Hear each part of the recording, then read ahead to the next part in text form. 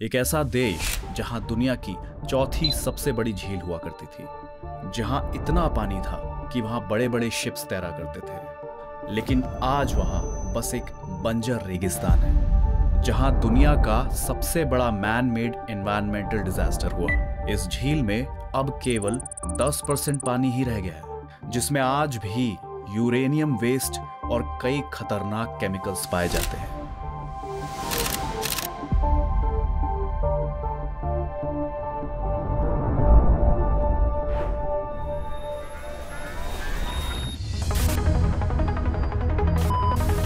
हाय, मैं हूं शशांक और इस चैनल पे मैं टोटल 195 कंट्रीज के बारे में बात करूंगा, from the bottom of the list to the top.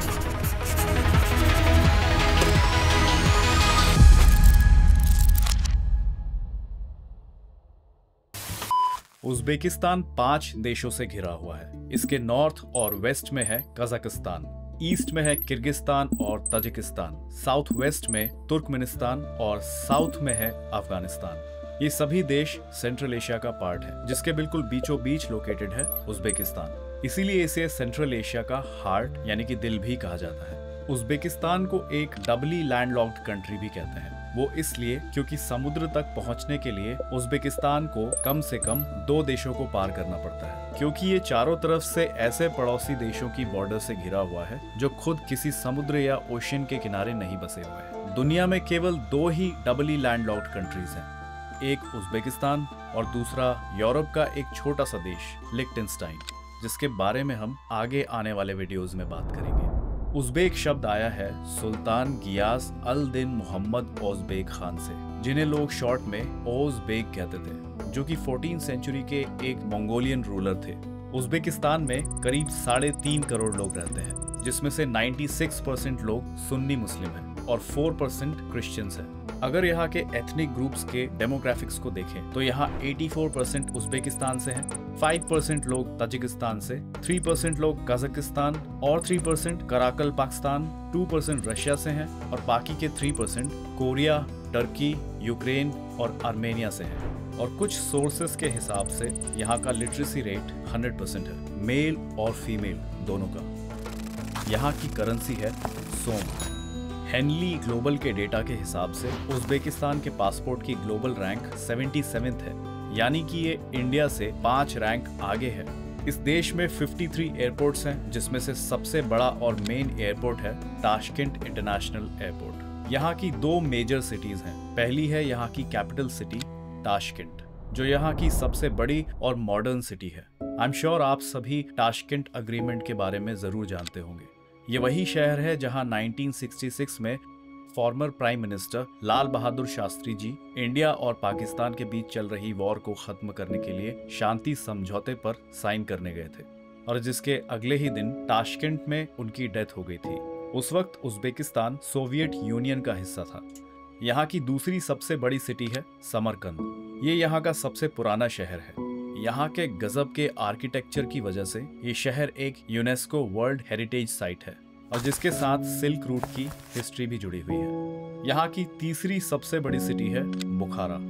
ये शहर एक समय पर सेंट्रल एशिया की सबसे बड़ी ज्यूइश पॉपुलेशन का घर हुआ करता था। आज ज्यादातर ज्यूइश लोग इजराइल या यूएस में रहते हैं, लेकिन आज भी लगभग 5000 ज्यूइश लोग बुखारा में रहते हैं, और यहाँ उनकी धार्मिक जगहें जैसे सिनेगॉग्स भी देखे जा सकते हैं। यहाँ की करीब 80% आबादी देश के ईस्टर्न पार्ट में रहती है। यहाँ के रोड्स की कनेक्टिविटी भी काफी अच्छी है, जैसे कि यहाँ का सबसे बड़ा हाईवे है A380, जो यहाँ के एक छोटे से शहर गुजर से लेकर यहाँ के ऑटोनोमस रीजन कराकल पाकिस्तान की कैपिटल नुकुस तक जाता है।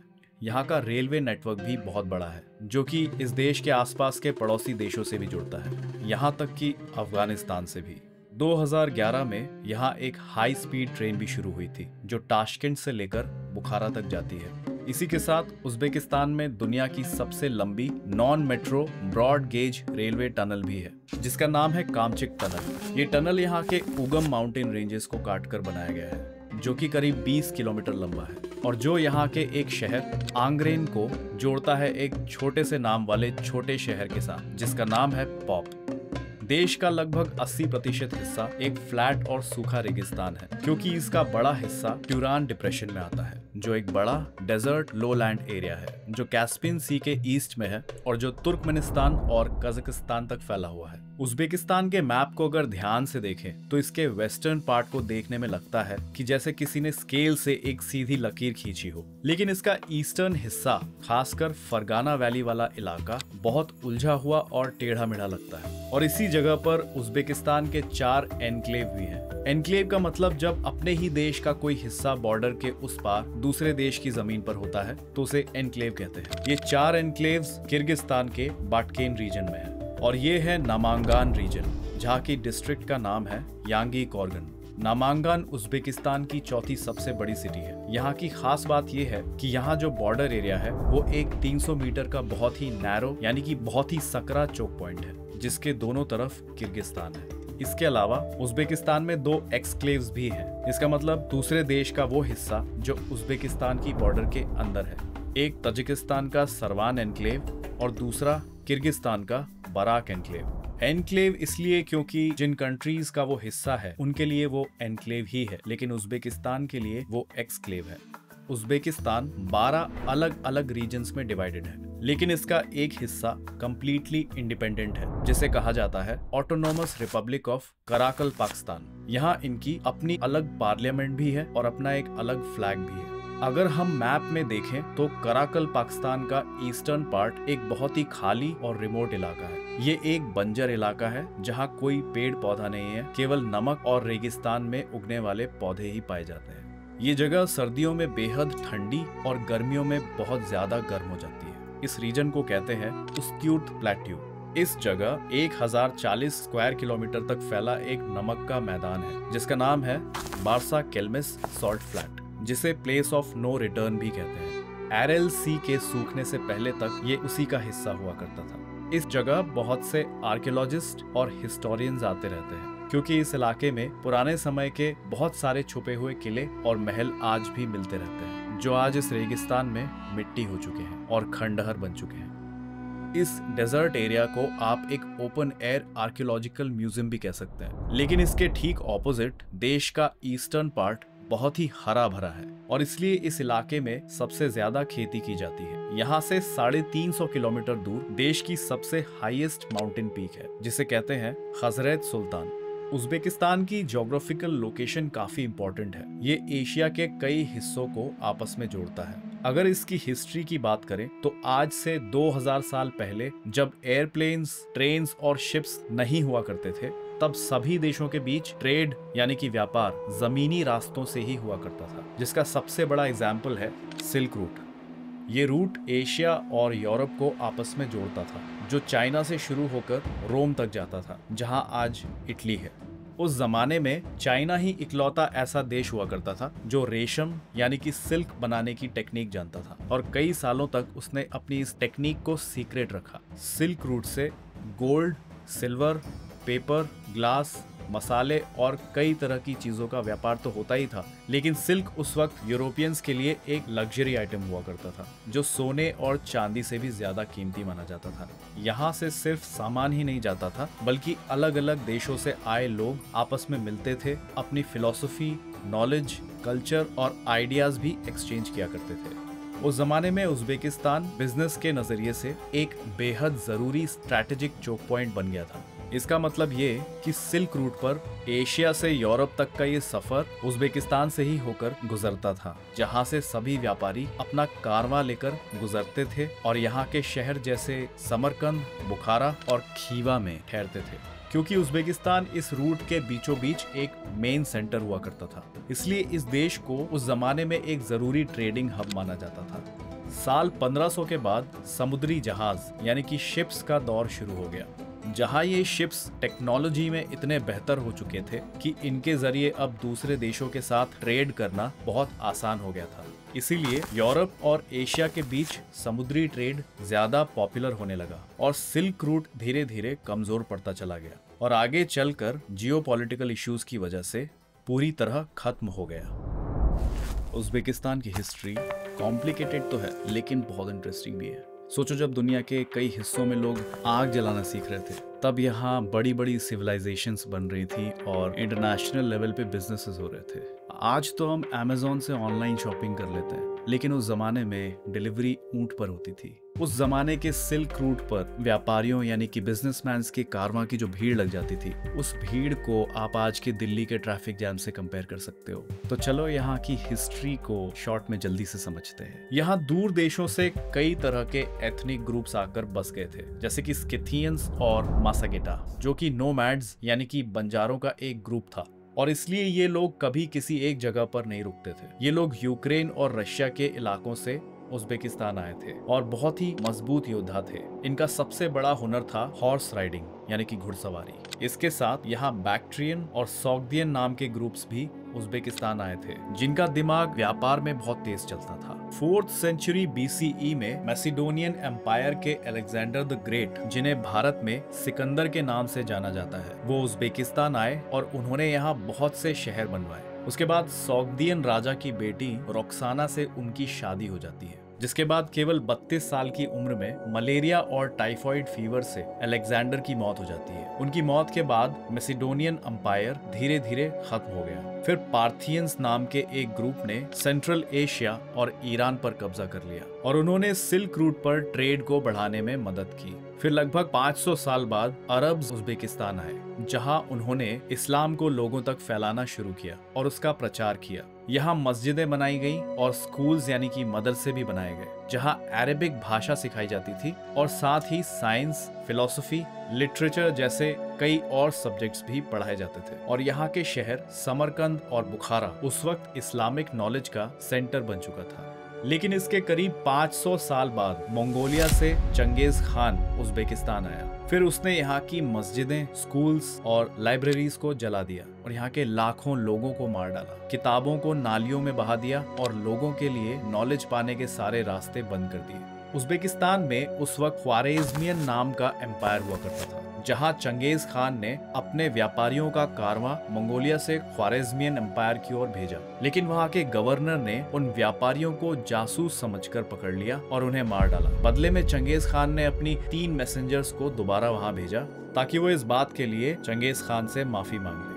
लेकिन इस बार ख्वारेज़्म के बादशाह अला अल दिन मोहम्मद II ने उनमें से एक मैसेंजर का सर काटकर बाकी के 2 मैसेंजर्स को बेइज्जत करके वहां से वापस भेज दिया। यही वो कारण थे जिसके बदले चंगेज खान ने सब कुछ जलाकर तबाह कर दिया और लाखों लोगों की जान ले ली। फिर इसके करीब 100 साल बाद तिमूर का जन्म हुआ, जो कि तुर्को मंगोल था, जिसका मतलब है कि वो आधा टर्किश और आधा मंगोलियन था। बचपन में घोड़े से गिरने पर उसके दाहिने हाथ और पैर में चोट लग गई थी, जिसकी वजह से वो लंगड़ा के चलता था और इसी वजह से लोग उसे तिमूर-ए-लंग कहने लगे, क्योंकि हिंदी शब्द लंगड़ा वास्तव में एक पर्शियन यानी कि फारसी शब्द लंग से आया है और इंग्लिश में उसका नाम पड़ गया टैमरलेन। तिमूर लंगड़ा जरूर था, लेकिन दिमाग और तलवार से बहुत तेज था और चंगेज खान से बहुत ज्यादा इंस्पायर्ड था। वो उसकी स्ट्रैटेजीज अपनाता था और उसे अपना रोल मॉडल मानता था। फिर आगे चलकर तिमूर एक बहुत ही क्रूर शासक बन गया। ऐसा कहा जाता है कि उसने दुनिया की 5% आबादी को मार के खत्म कर दिया था। जब भी तिमूर कोई जंग जीत कर आता था तो वो लोगों को अपनी ताकत दिखाने के लिए अपने दुश्मनों की खोपड़ियों का मीनार यानी कि टावर बनवाया करता था, जिससे कि दुश्मनों में उसका डर बना रहे। 1398 में तिमूर दिल्ली सल्तनत को लूटने के इरादे से आया था। उस वक्त दिल्ली सल्तनत तुगलक रूलर के अंडर था और कमजोर पड़ चुका था। उसी का फायदा तिमूर ने उठाया। उसने दिल्ली के मंदिर मस्जिद तोड़ दिए, लाखों लोगों को मार डाला और यहाँ से बहुत सारी कीमती चीजों को लूटकर यहाँ के कारीगरों को किडनैप करके अपने साथ उज़्बेकिस्तान ले गया, जहाँ वो उनसे दिन रात मजदूरी करवाया करता था। फिर 1405 में जब तिमूर चाइना पर हमला करने की तैयारी कर रहा था, तब मलेरिया या प्लेग की वजह से उसकी मौत हो गई। तिमूर चाहता था कि उसके मरने के बाद भी उसका खौफ लोगों में बना रहे, इसलिए उसकी कब्र पर पर्शियन में लिखवाया गया कि जो भी मेरी कब्र खोलेगा वो बहुत बड़ी तबाही देखेगा। लेकिन सबसे बड़ी हैरानी की बात तो ये है कि तिमूर एक बेहद क्रूर शासक होने के बावजूद भी उज़्बेकिस्तान के लिए आज एक नेशनल हीरो क्यों बना हुआ है। यहाँ की टेक्स्ट बुक्स में तिमूर की क्रूरता को छुपाया जाता है और उसे बढ़ा चढ़ाकर एक हीरो की तरह दिखाया जाता है। सिर्फ इतना ही नहीं, यहाँ बाबर को भी एक कल्चरल एम्बेसडर माना जाता है। उज़्बेकिस्तान में बाबर के नाम के पार्क्स और मॉन्यूमेंट्स देखे जा सकते हैं। बाबर तिमूर का ग्रेट ग्रेट ग्रैंडसन था, जो उज़्बेकिस्तान के फरगाना वैली में पैदा हुआ था, जिसने 1626 में पानीपत की लड़ाई जीतकर भारत में मुगल एम्पायर की शुरुआत की थी। 1865 में यूएसएसआर ने उज़्बेकिस्तान पर अपना कब्जा कर लिया था और उन्होंने वहाँ के लोगों को एक नई पहचान देना भी शुरू कर दिया था, जैसे कि वो उन्हें रशियन नाम रखने को कहते थे, रशियन लैंग्वेज और कल्चर भी सीखने को कहते थे। उन्होंने देश के अंदर कुछ आर्टिफिशियल बॉर्डर्स भी क्रिएट किए थे, जहाँ वो ये डिसाइड करते थे कि कौन सा ग्रुप किस बॉर्डर के अंदर रहेगा। ये उनकी डिवाइड एंड रूल टेक्निक थी, ताकि उनका कंट्रोल उज़्बेकिस्तान पर मजबूत हो सके और कोई एकजुट होकर उनके खिलाफ खड़ा ना हो सके। रशियंस ने उस वक्त मस्जिदों और मदरसों को बंद करवा दिया था और अजान पर भी बैन लगा दिया था। उन्हें उज़्बेक लैंग्वेज से अरबिक को हटाकर सिरिलिक लैंग्वेज को जबरदस्ती इस्तेमाल करने को कहा जाता था। यूएसएसआर हर तरीके से उस वक्त इस्लामिक धर्म और उनके कल्चर को दबाने की कोशिश कर रहे थे, लेकिन जो उन्होंने आगे किया, ये सब उसके आगे कुछ भी नहीं है। 1906 में यूएसएसआर सेंट्रल एशिया को दुनिया का सबसे बड़ा कॉटन प्रोड्यूसर बनाना चाहता था और उस वक्त उज़्बेकिस्तान और कजाकिस्तान के बीच में दुनिया की चौथी सबसे बड़ी झील हुआ करती थी, जिसका नाम है एरल सी, जिसे हिंदी में अरल सागर भी कहते हैं। इसका 80% पानी इन दो नदियों से आता है। आमू दरिया, ये नदी पामिर माउंटेन से आती है, और दूसरी नदी है सिर दरिया, जो टियान शान माउंटेन से बहती है।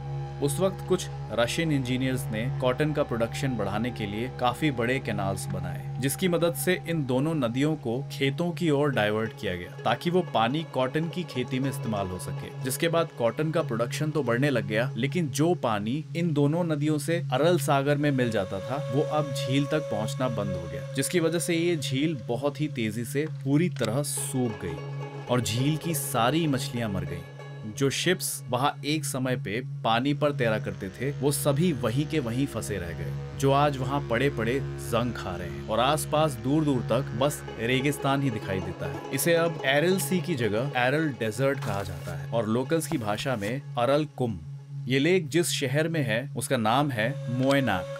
इस झील में एक वक्त पर जितना पानी हुआ करता था, आज उसका केवल 10% ही रह गया है। आज भी आपको इस रेगिस्तान में पुराने समुद्री सीशेल्स देखने को मिलेंगे, जो इस बात का प्रूफ है कि कभी यहाँ बहुत सारा पानी हुआ करता था। उज़्बेकिस्तान में लगभग 10 नेचर रिजर्व्स और 2 नेशनल पार्क्स हैं। यहाँ एक म्यूजियम भी है, जो दिखाता है कि कभी यहाँ Heron's, ducks, flamingos, swans, pelicans जैसे हजारों परिंदों के झुंड हुआ करते थे और यहाँ मछलियों की बहुत सारी स्पीशीज भी पाई जाती थी, जो आज खत्म हो चुकी है। अब यहाँ बस वही क्रिएचर्स रहते हैं जो रेगिस्तान में आसानी से सरवाइव कर सकते हैं, जैसे पर्शियन गजेल, जेरबोआ और गेरबिल, कॉर्सैक फॉक्स, साइगा एंटीलोप और ऑफ कोर्स 2 हम्प वाला बैक्ट्रियन कैमल, जिस पर लोग सिल्क रोड के जमाने में रेगिस्तान में सफर किया करते थे। लेकिन यहाँ एक और बेहद रेयर क्रिएचर पाया जाता है, जो उज़्बेकिस्तान का नेशनल एनिमल भी है और जो छुपकर रहना पसंद करता है।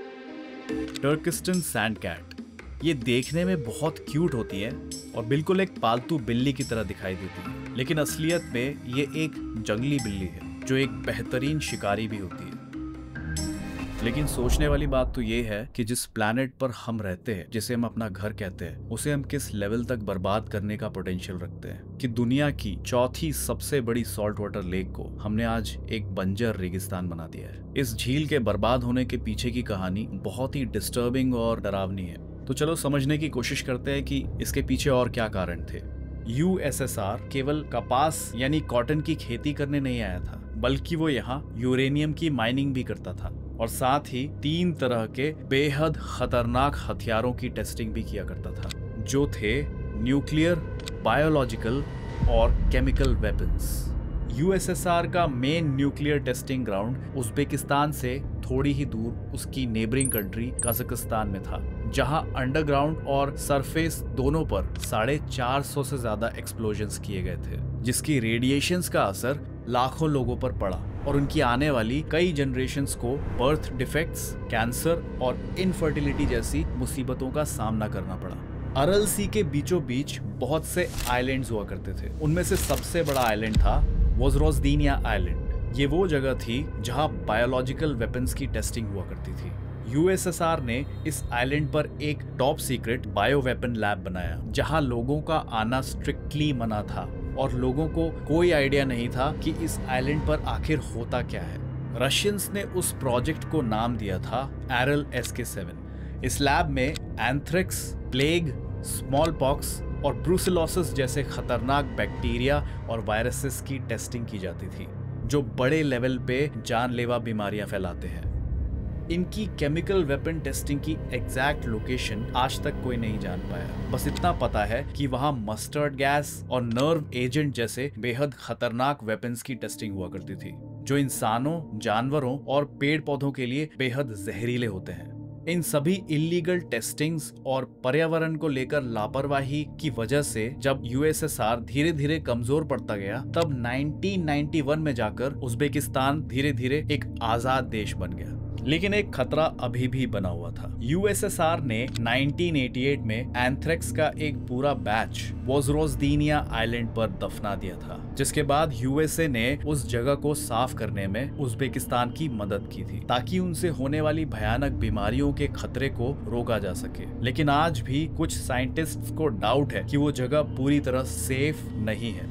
उस जमाने में पेस्टिसाइड्स में भारी मात्रा में मरकरी पाया जाता था। जब वहां कॉटन की खेती की गई तो खेत में इस्तेमाल होने वाले पेस्टिसाइड्स जाकर अरल सागर में मिल जाते थे। इसके अलावा यूरेनियम माइनिंग भी एरल सी के आसपास ही हुआ करती थी और यूरेनियम वेस्ट और रेडियो एक्टिव पार्टिकल्स भी इसी झील में जाया करता था। और क्योंकि बायोलॉजिकल वेपन्स की लैब भी इसी झील के बीचों बीच बनाई गई थी, इसलिए आज भी इसमें वो सभी बैक्टीरियाज और वायरसेस पाए जाते हैं। इस झील में तैरना बिल्कुल मना है, लेकिन फिर भी आज कुछ लोग ऐसे भी हैं जो यहाँ तैरते हुए दिख जाते हैं। इस झील के सूखने के बाद अब जो चारों तरफ मिट्टी बची है वो भी जहरीली हो चुकी है। जब यहाँ तेज हवाएं चलती हैं और रेतीले तूफान आते हैं तो ये जहरीली धूल और नमक हवा से उड़कर लोगों के फेफड़ों और स्किन में चली जाती है, जिससे यहाँ के लोगों को अस्थमा, कैंसर और स्किन में कई बीमारियां हो जाती हैं। पहले ये झील वहाँ की हवा को ठंडा और नम रखती थी, लेकिन अब रेगिस्तान होने की वजह से गर्मी में यहाँ का तापमान और बढ़ गया है और ठंड में रेगिस्तान ज्यादा ठंडा हो जाता है। इससे यहाँ के मौसम के पैटर्न्स बिगड़ गए हैं और बारिश कम हो गई है। इस झील के सूख जाने पर आज यहाँ क्लाइमेट चेंज देखने को मिल रहा है। यूएसएसआर ने अरल सागर जैसे दुनिया की चौथी सबसे बड़ी झील को केवल रेगिस्तान में ही नहीं बदल दिया, बल्कि इस समय उसमें थोड़ा बहुत भी जो पानी बचा है वो इतना पल्यूटेड है कि वो आज तक लोगों और जानवरों की जान ले रहा है। यहाँ एक पुराना शहर है जो यहाँ के अफगानिस्तान के बॉर्डर के पास पड़ता है। उसका नाम है तरमेज। ये एक समय पर बुद्धिज्म का सेंटर हुआ करता था। इस जगह पर आज भी उस जमाने के बुद्धिस्ट मॉनेस्ट्रीज और स्तूप देखे जा सकते हैं जो आज खंडहर हो चुके हैं। ये वही शहर है जहाँ से अलेक्जेंडर ने उज्बेकिस्तान में पहली बार कदम रखा था और ये शहर सिल्क रूट का ही हिस्सा था। तो चलो यहाँ की इकोनॉमी के बारे में भी थोड़ा सा समझ लेते हैं, क्योंकि सिल्क रूट के समय से ही बिजनेस उज्बेकिस्तान का सेकेंड नेचर रहा है। तो ये जानना भी जरूरी है कि ये देश अपनी इकोनॉमी कैसे चलाता है। यहाँ के किजिलकुम डेजर्ट में दुनिया की सबसे बड़ी ओपन पिट गोल्ड माइन है, जिसका नाम है मुरुंटाओ माइन, और ये दुनिया की दूसरी सबसे ज्यादा गोल्ड प्रोड्यूस करने वाली माइन है। और इतना ही नहीं, ये देश दुनिया के 5 सबसे बड़े यूरेनियम प्रोड्यूसर्स में से एक है। उज्बेकिस्तान की इकोनॉमी का लगभग 30% हिस्सा माइनिंग से ही आता है। यहाँ कुछ ऑटोमोटिव कंपनीज की मार्केट में मोनोपोली देखी जा सकती है। जैसे यहाँ सड़क पर चलती हर गाड़ी शेवरोले ब्रांड से ही होती है। इसका रीजन ये है कि उज ऑटो मोटर्स यहाँ की एक सरकारी ऑटोमोटिव मैन्युफैक्चरिंग कंपनी है जो शेवरोले के साथ कोलैबोरेट करके अपने ही देश में ये गाड़ियां प्रोड्यूस करते हैं, जो कि लोगों के लिए सबसे अफोर्डेबल है। इसीलिए यहाँ हर कोई बस लोकली मेड शेवरोले ही चलाता है। इसी के साथ एक और मजेदार बात यह है कि इस देश में आप सड़क पर चलती किसी भी गाड़ी को रोकेंगे तो वो आपके लिए टैक्सी बन जाएगी। हाँ, आप किसी के भी साथ पैसे नेगोशिएट कीजिए और वो आपको आपकी डेस्टिनेशन तक छोड़ देंगे। इसके अलावा ये देश दुनिया का 8वां सबसे बड़ा कॉटन प्रोड्यूसर भी है, जो हर साल 22 लाख टन कॉटन प्रोड्यूस करता है। हालांकि पुराने समय में यूएसएसआर द्वारा यहाँ की कॉटन इंडस्ट्रीज में लोगों से जबरदस्ती मजदूरी करवाई जाती थी, जिसमें छोटे बच्चे भी शामिल होते थे। आज ये फोर्स्ड लेबर भले ही खत्म हो चुका है, लेकिन यहाँ के लोगों को आज भी उतनी ही मेहनत करने की आदत है। यही कारण है कि यहाँ के ट्रेडिशनल कालीन आज भी बिना किसी मशीनरी के केवल हाथों की मदद से बनाए जाते हैं। इन कालीनों में बहुत ही बारीकी से काम किया जाता है। ये बहुत ही मेहनत का काम होता है, इसलिए इन्हें कभी कभी एक कालीन को पूरा करने में 1 से 2 साल तक लग जाते हैं। यही वजह है कि इन कालीनों की खूबसूरती और कारीगरी पूरी दुनिया में पसंद की जाती है। यहाँ के ट्रेडिशनल कपड़े भी बहुत कलरफुल होते हैं, जैसे कि खान एटलस। ये सिल्क से बना होता है और यहाँ की विमेन इसे ट्रेडिशनल अटायर की तरह खास मौकों पर पहनती है, और लड़के पहनते हैं चापान। यहाँ का इश्कोर ग्लेज्ड सेरेमिक आर्ट भी बहुत पॉपुलर है। यहाँ का पपेट्री आर्ट भी लोग बहुत पसंद करते हैं, जिसे मरियनेट थिएटर भी कहते हैं। ये पपेट शो ज्यादातर यहाँ की सड़कों और बाजारों में परफॉर्म किया जाता है। यहाँ का ट्रेडिशनल म्यूजिक इंस्ट्रूमेंट है दुतार, जो यहाँ के फोक म्यूजिक में प्ले किया जाता है और जिसमें केवल 2 स्ट्रिंग्स होती हैं। ये है कारने, जो एक लंबा ब्रास का इंस्ट्रूमेंट होता है, जिसे यहाँ सेलिब्रेशंस के मौकों पर प्ले किया जाता है। यहाँ के कई ट्रेडिशनल म्यूजिक स्टाइल्स हैं, जिनमें से एक है मकाम, जहाँ सिंगर्स गाते समय अपने हाथ में एक प्लेट जैसी कोई चीज पकड़े होते हैं। कहा जाता है कि ये अपने वोकल्स को एम्पलीफाई करने के लिए उसे इस्तेमाल करते हैं।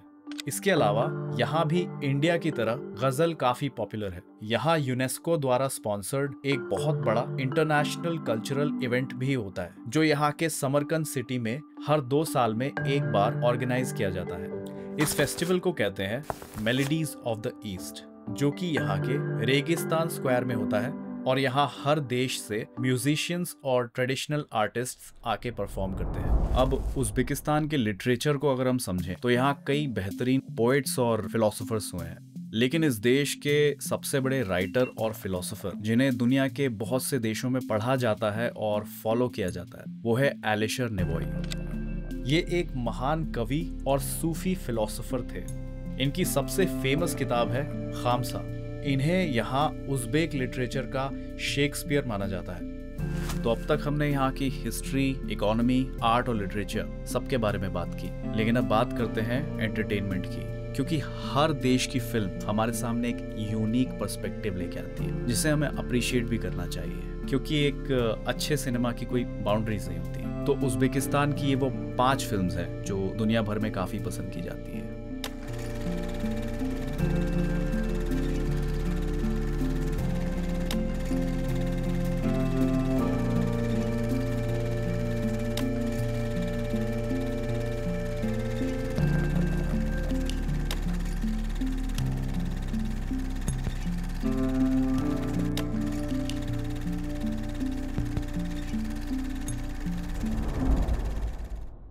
तो ये तो थी एक्शन इन रियल लाइफ। अब रियल लाइफ एक्शन की बात करते हैं, यानी कि यहाँ के स्पोर्ट्स।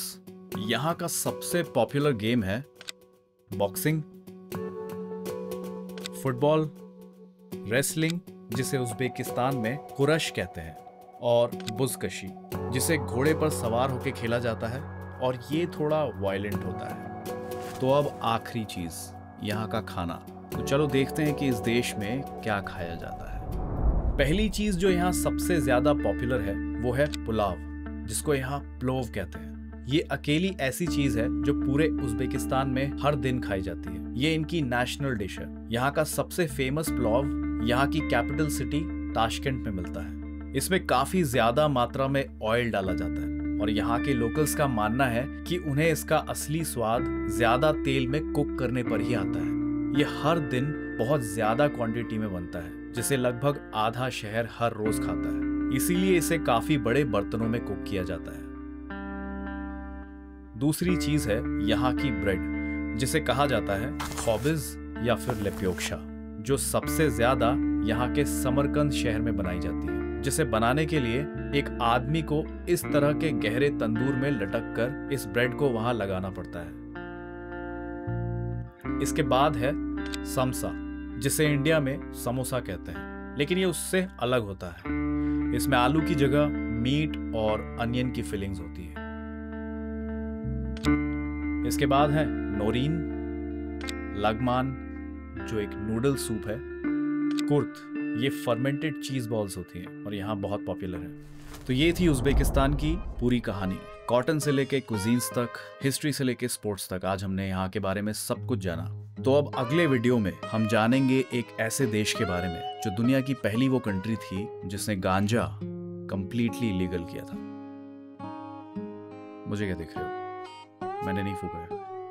और इस देश के बारे में और भी बहुत सी बातें हैं जो हम अगले वीडियो में जानेंगे। तब तक इस चैनल को सब्सक्राइब कर लेना और मिलता हूं अगले वीडियो में। Take care.